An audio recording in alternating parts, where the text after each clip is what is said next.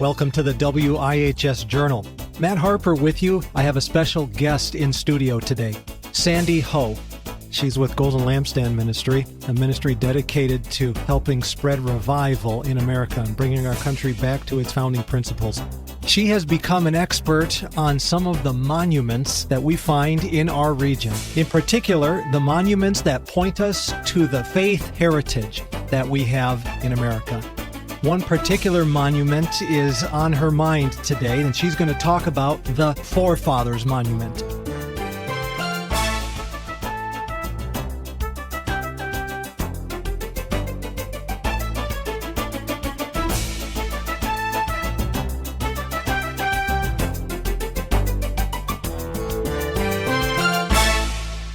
Sandy, welcome to WIHS, and thank you for making time to talk to us today about the Forefathers Monument. Thank you, Matt. Tell us what the Forefathers Monument is and exactly where it's located, and then unpack for us why it is so significant. There are many monuments in America, like Washington Monument, the Mount Rushmore Lincoln Monument, Jefferson's Monument, and this monument is in Plymouth, Massachusetts. A lot of the monument that I just listed is dedicated to a particular person. But the monument to the forefathers is inspiring and it's informative about ideas and specific principles that our country is based on. This monument has 4 individuals on the different sides of it, in addition to the main part of the monument itself. Can you explain to our listeners what these 4 individuals on the different sides of the monument represent?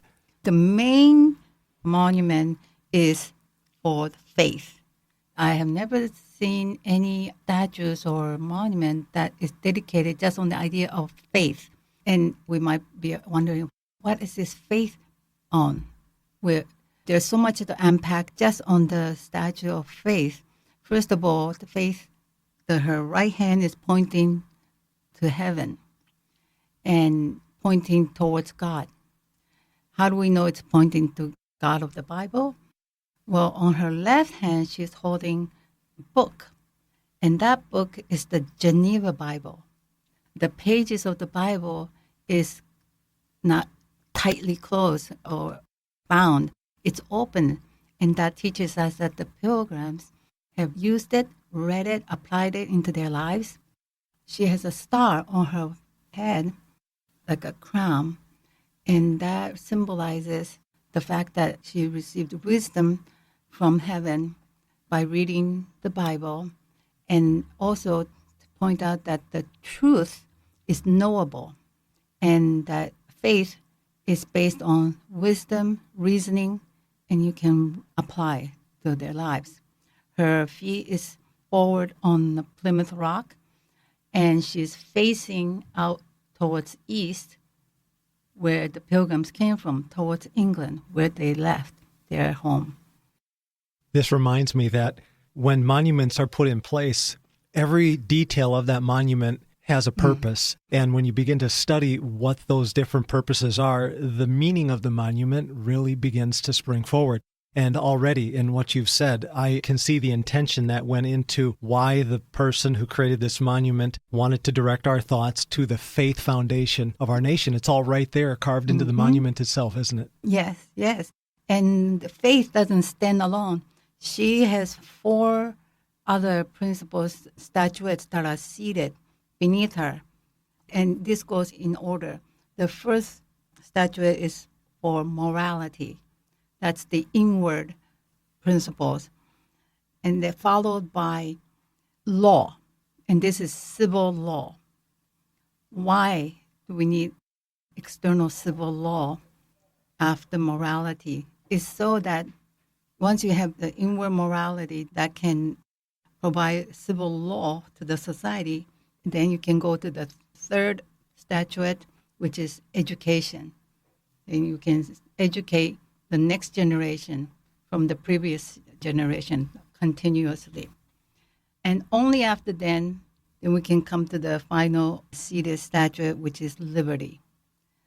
Liberty not to do whatever you want to do, but liberty to do what you should do, with law that have mercy and justice, and education that provides information how to live out. Without that, you will not have liberty for peace and be able to confront tyranny. So that is the basic principles of Monument to the Forefathers. But in addition to the statue and the statuettes, there are 4 reliefs that are around the base of the monument that has special, meaningful historical events, such as the embarkation of the pilgrims from England, the Mayflower Compact, the writing on the Mayflower ship before they disembarked, the treaty with Massasoit Indians, the signing of it. The 4th one is the landing of the pilgrims at Plymouth. We're in studio today with Sandy Ho. She's with Golden Lampstand Ministry, a ministry dedicated to helping spread revival in America and bringing our country back to its founding principles. She's a studier and a teacher of monuments in the region. And the monument we're focusing on today is the Forefathers Monument. This monument, it has a lot of information, not just how the pilgrims wanted to build a country, but also how to maintain our biblical society.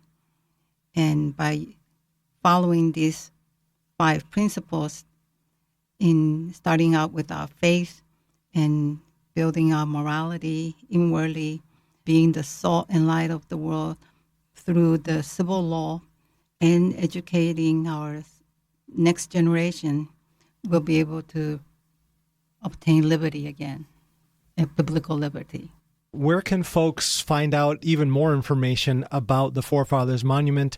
How can they go and see it? Where can they even get a tour scheduled if they wanted to be part of a tour that was a biblically based Christian worldview tour of this monument?